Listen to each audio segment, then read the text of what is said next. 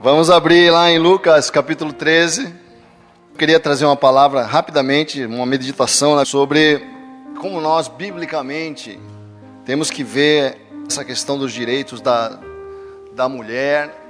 Em Lucas 13 fala de uma mulher encurvada, que eu achei um símbolo muito interessante em relação ao que nós vamos falar.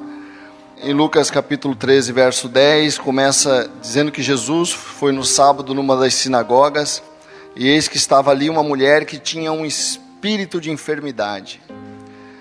Havia já 18 anos e andava curvada e não podia de modo algum endireitar-se. E vendo a Jesus, chamou-a a si e disse-lhe: mulher, estás livre da tua enfermidade. E pôs as mãos sobre ela e logo se endireitou e glorificava a Deus. E tomando a palavra o chefe da sinagoga, indignado porque Jesus curava no sábado, disse à multidão: 6 dias há em que é mister trabalhar. Nestes, pois, vinde para ser descurados, e não no dia de sábado. Respondeu-lhe, porém, o Senhor e disse: hipócrita, no sábado não desprende da manjedoura cada um de vós o seu boi, jumento, e não o leva a beber? E não convinha soltar desta prisão no dia de sábado esta filha de Abraão, a qual há 18 anos Satanás tinha presa? Então, a igreja, que antigamente era a sinagoga, era um local onde os judeus se reuniam, é o local da presença de Deus. É importante você estar na igreja, porque a igreja é o local do encontro com Deus. Embora nós individualmente possamos ter um relacionamento com Deus, há um poder que só se anula aqui na igreja. A Bíblia fala que a autoridade para quebrar a ação maligna, isso está lá em Mateus capítulo 16, é da igreja. Quando o povo de Deus se reúne, há uma força, há um poder que você não consegue sozinho na sua casa.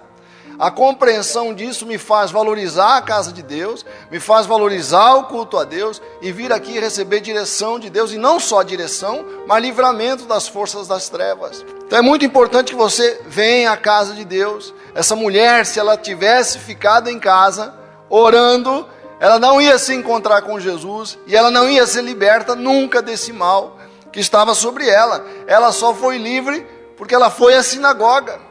Ela só foi livre porque ela foi ao lugar do encontro, lugar onde o povo de Deus se reúne. Há um poder na casa de Deus, amém? Você não pode ignorar isso. Mas o que eu queria destacar nesse texto é justamente essa situação de olhar para baixo dessa mulher. Quer dizer, essa mulher estava numa posição de inferioridade em relação a todas as outras pessoas. Ela não conseguia erguer a cabeça, não conseguia olhar para cima, não conseguia nem olhar na direção reta, não conseguia olhar direito, por isso que ela precisava endireitar-se. Isso fala bastante dessa situação, que nós comemoramos nessa semana, que nós celebramos nessa semana, em relação à mulher, da mulher em relação ao homem no passado. A mulher sempre teve uma posição de inferioridade em relação ao homem no passado, em muitas coisas. A mulher era vista como um ser inferior. Mulher não podia votar, não tinha direito a voto, coisa que foi conquistada há menos de 100 anos. O poder da mulher participar do processo político, quanto menos ser candidata, você não podia nem votar. E na época de Jesus ainda era pior. Você sabe que um judeu, quando ele ia dar graças a Deus, ele costumava dar graças a Deus por 3 coisas: por não ter nascido gentil, não ter nascido servo e por não ter nascido mulher. Dava graças a Deus. Foi graças a Deus que escapei dessa. Quer dizer, é uma visão completamente distorcida da beleza que há na mulher. Graças a Deus, isso mudou. Em momento nenhum você vai ver a Bíblia dizendo que a mulher tem uma posição inferior em relação ao homem. Ao contrário, no livro de Gênesis, a palavra de Deus, quando narra a criação, quando apresenta a criação, a primeira versão da criação, que o Gênesis traz 2 versões da criação, no capítulo 1, a primeira, e no capítulo 2, a segunda.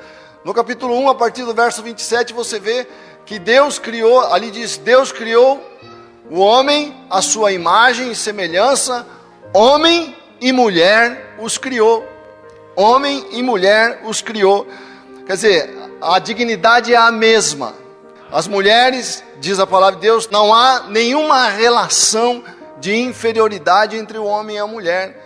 Os maridos às vezes não entendem isso. Não entendem que a questão que a Bíblia fala em submissão não é uma questão de inferioridade, mas é uma questão de uma relação que se estabelece e que um dos membros da família tem que ter a liderança. A liderança não é chefia. Liderança é você ser exemplo, ser modelo, você dar, né, a direção correta, muitas vezes compartilhando, recebendo da tua mulher luz para tomar a decisão certa. Muitas vezes a luz para a tua decisão certa está na tua mulher. Então, Deus não fez a mulher para andar encurvada, amém? Deus fez a mulher para andar reta, sem nenhum senso nenhum complexo de inferioridade. E é tempo de curar isso no coração das mulheres. A igreja tem essa missão. Muitas vezes o pai não consegue, ou a mãe muitas vezes, a própria mãe, os pais não passam esse senso de valor para as suas filhas. Mas aqui na igreja elas são valorizadas. Jesus olhou na sinagoga, Jesus olhou para a mulher encurvada, não olhou para as outras pessoas, viu a mulher que estava encurvada e pôs aquela mulher em posição reta, em posição de vitória, em posição para enfrentar a vida e enfrentar o mundo, amém? Mas ainda que isso seja importante, nós termos essa visão, nós quando crianças, nós somos muito treinados para olhar a mulher de uma perspectiva meramente sexual, né? De um objeto de gratificação sexual do homem. É aqui na igreja que nós precisamos ser curados, né? Olhar para uma mulher como um ser humano que tem suas dores, tem suas angústias, tem seus sonhos, tem sede de respeito. As mulheres têm sede de respeito, principalmente do homem, porque nós, pela própria formação, pela educação torta que nós recebemos na infância, não conseguimos, né, o homem tem uma dificuldade de olhar para a mulher como um ser que tem as mesmas dores que ele, os mesmos dramas, os mesmos conflitos. E a igreja tem que colocar essa direção, essa cura em nossos corações, curar a nossa maneira de ver, tanto a mulher de ver a si mesma, a não olhar mais para baixo, nem diante de homem algum, mas olhar na posição que Jesus pôs essa mulher aqui, em posição reta, amém? Mas apesar disso, é muito importante que nós também possamos passar para o mundo uma visão correta dessa reclamação que a mulher tem direito de fazer. Porque a Bíblia não passa em momento nenhum uma visão de que nós estamos competindo. Eu não estou competindo com minha mulher. Eu tenho que incentivar, minha mulher me incentiva, eu incentivo ela. Tem coisas na Jussara que eu aprendi a gostar. Eu olhava assim, ficava criticando ela, às vezes por conta de comportamentos que ela tinha. Depois Deus falou comigo: o que você ganha criticando tua mulher? O que você ganha querendo moldar tua mulher ao teu jeito? Sabe, foi uma bênção eu poder olhar para as coisas que ela faz, do jeito dela. A gente quer pegar uma pessoa e transformar ela no que a gente é. É a pior bobagem do mundo, né? Ela tem o jeito dela, adora fotografia, me deixa louca com as fotografias dela. Quando nós fomos viajar no aniversário de casamento, a gente foi para a Europa, eu falei: você vai acabar tirando foto até do meio fio, né?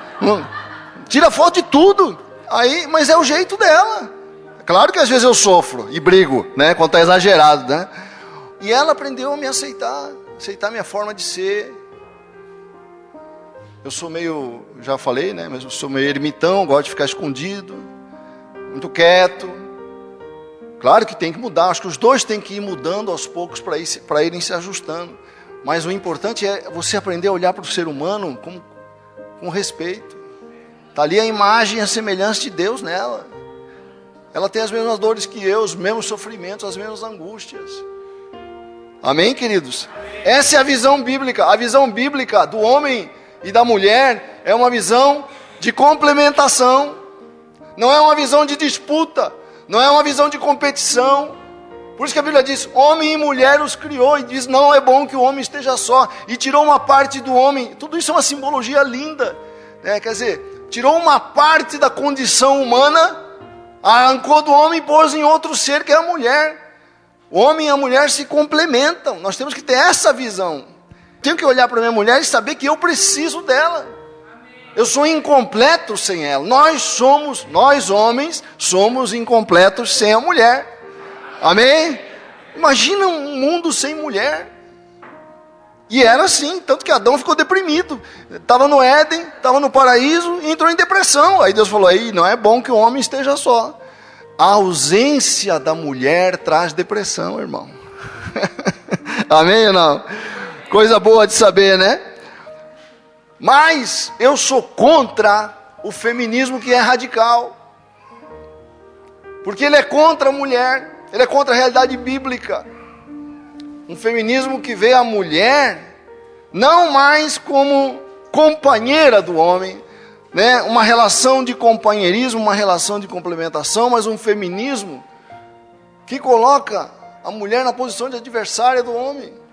Existe um feminismo bom, né? O feminismo da primeira onda que nós costumamos falar. Existe um feminismo de primeira onda.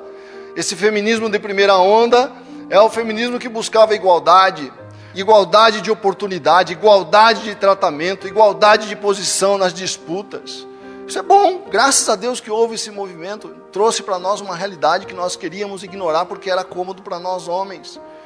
Que bom que houve um feminismo assim, que lutou pelo direito de voto, que lutou pelo direito da mulher fazer o seu próprio negócio sem precisar da autorização do marido, como era antes. Antes uma mulher casada estava numa posição de relativa incapacidade. A mulher não podia nem abrir um negócio, não podia contratar sem autorização do marido. Isso acabou. E isso é bom.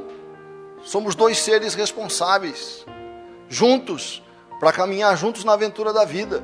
Mas em parceria, não em rivalidade. O problema é que o feminismo de hoje quer trazer uma rivalidade. E quer lutar por coisas que nos prejudicam. Não o homem, mas como comunidade. Como, por exemplo, o feminismo hoje é aborto. O feminismo hoje é briga contra o homem. O feminismo, sabe, isso não traz bênção para ninguém. Sou a favor de um feminismo que luta pela igualdade de oportunidade.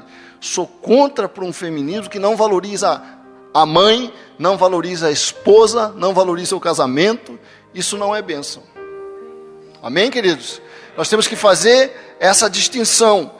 É muito importante que nós, como igreja, tenhamos essa consciência de fazer uma clara separação naquilo que é bom, naquilo que as mulheres reivindicam, e naquilo que é ruim, para que nós, como igreja, possamos nos basear na palavra de Deus.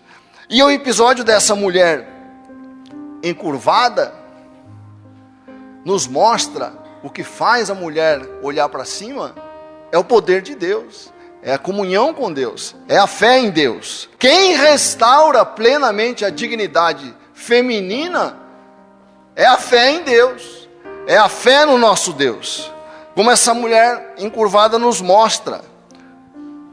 O que essa mulher nos ensina? E de que maneira nós podemos, a partir dessa experiência, ter uma visão saudável da mulher, e não essa visão distorcida que nós recebemos. E é interessante isso, porque a gente pensa que o homem evoluiu, mas em relação a isso não evoluiu não. Quem participa de grupo masculino sabe, o homem continua a ver a mulher como objeto de gratificação sexual. A maioria das referências do homem em relação às mulheres são referências, principalmente em grupo exclusivamente masculino, de usar, de desfrutar, tirar dela o prazer que for favorável e depois ir para casa, sem compromisso nenhum. Mas aqui na casa de Deus, nós temos que aprender a olhar para cada mulher com respeito profundo. Amém, queridos? Não interessa o que passa na tua cabeça, não interessa o que passa nos teus desejos, não interessa o que passa nos teus... Interessa a tua escolha de olhar e respeitar cada figura feminina que estiver diante de você. Amém, queridos? Então, a primeira coisa que essa mulher nos ensina é que a dignidade dela é restaurada no meio do povo de Deus. Quer dizer, ali na sinagoga onde ela foi, essa lição que nós nunca podemos tirar da cabeça. A casa de Deus é o lugar da restauração da nossa alma, plenamente, né?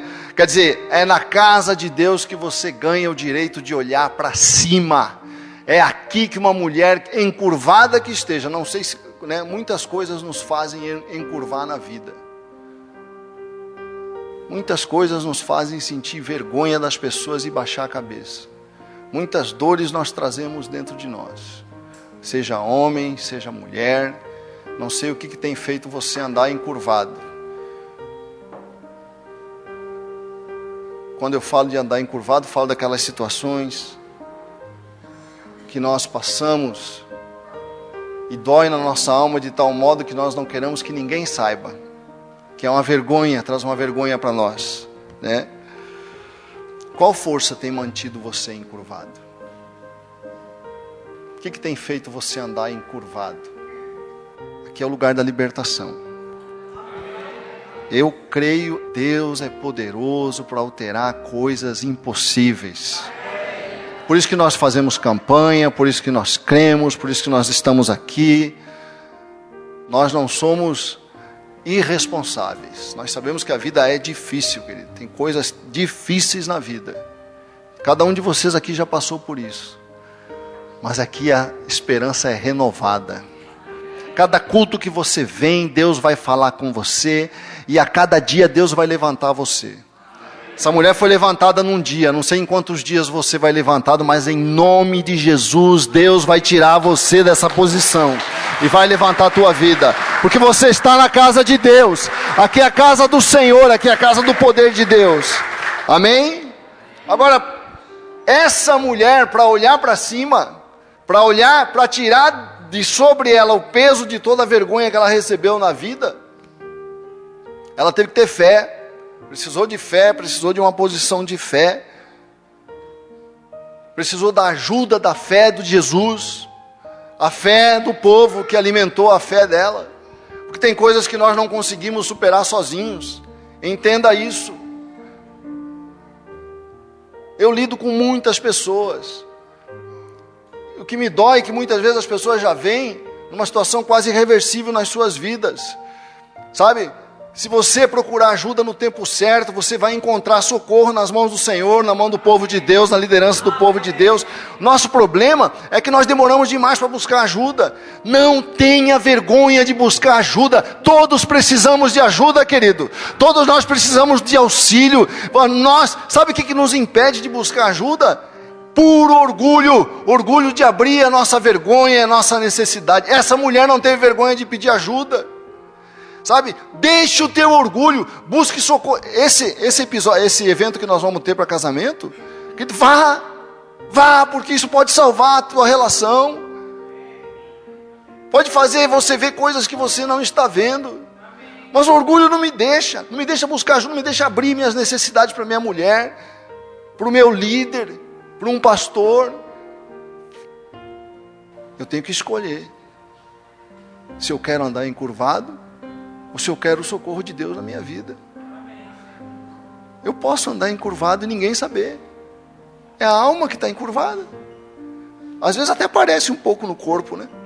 Uma dor aqui, uma dor ali, mas eu estou disfarçando bem. Todo mundo acha que eu sou feliz. Socialmente eu consigo me garantir. Meu orgulho está preservado. Para eu sair da posição encurvada, eu preciso de ajuda. Sem ajuda, essa mulher não ia sair dessa posição. Não tenha vergonha de pedir ajuda. Amém, querido? Dá um abraço no teu irmão e fala: a ajuda está no Senhor, meu irmão. Você sabe, Tiago fala: sujeitai-vos, pois, a Deus, e resisti ao diabo, que ele fugirá de vós. Amém? Quer dizer, se humilhe diante de Deus, para que Deus tire a humilhação da sua vida. Né? Deus tirou a humilhação dessa mulher porque ela se humilhou diante de Jesus. Ela não ligou para as regras, porque no sábado ela não podia ser curada na concepção do líder da sinagoga. Ela não quis saber. Ela foi buscar ajuda onde tinha ajuda e saiu da posição de humilhação. Deus vai tirar você da posição de humilhação em nome de Jesus. Coisa que mais nos alegra, né, amor? As pessoas chegam aqui com uma necessidade, com uma coisa difícil. Como é bom quando as pessoas ligam para a gente e falam: saiu aquilo que eu estava esperando. O exame deu negativo, né? Eu amo as boas notícias do povo da igreja. E esse é o propósito de Deus, tirar você da posição de humilhação. Amém, queridos?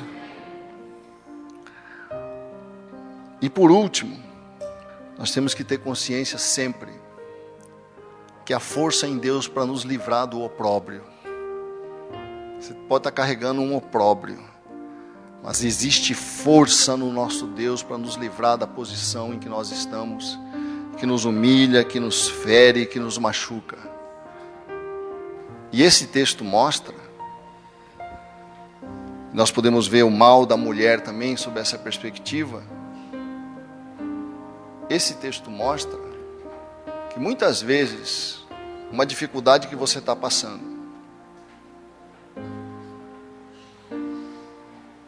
muitas vezes uma relação conflituosa, muitas vezes uma dor, muitas vezes uma situação que você não consegue superar,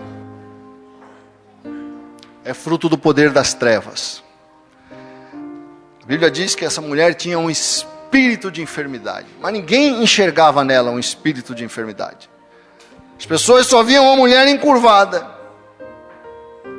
as pessoas só viam aquilo que aparecia, a parte física daquela mulher estava travada. Quer dizer, existem forças espirituais que agem para nos deixar numa posição de derrota. E essa mulher aqui nos ensina que há forças que operam na vida das pessoas e elas não sabem, que se manifestam nas realidades físicas, mas não têm origem física. E a casa de Deus é o lugar do encontro com Deus, o lugar de desatar o nó, de quebrar a algema, de destruir as correntes. É aqui nesta casa. Então, se você vier na quinta-feira, saiba, eu e a Jussara vamos estar aqui, nós vamos ungir a cabeça de cada pessoa que quiser essa bênção. E nós vamos orar em casa, nós vamos buscar a presença de Deus, porque o inimigo não pode deixar você encurvado em nome de Jesus. Você não pode mais ficar encurvado. Não, o teu casamento não pode ficar encurvado, a tua família, os teus negócios, nada mais em nome de Jesus por conta de ação do diabo. Esta é a casa de Deus. Aqui as forças do inferno não vão prevalecer sobre você quando você estiver na casa do Senhor. Amém, queridos? Aleluia. Me tirou do jardim, sua humildade colocou o jardim em mim. E se eu vender tudo que tenho em troca do amor, eu falharia.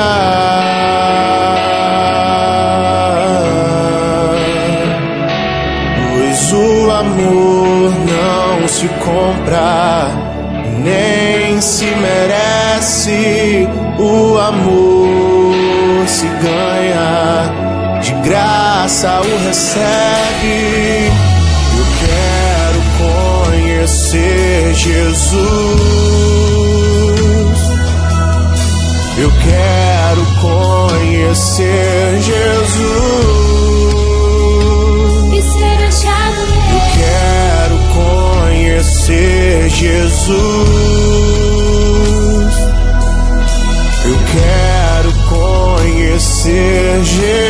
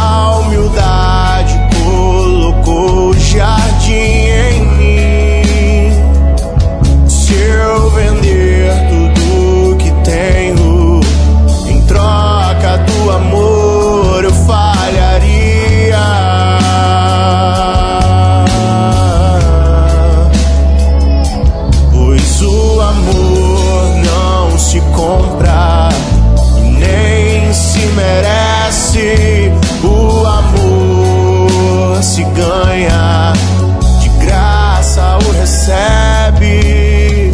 E eu quero conhecer Jesus.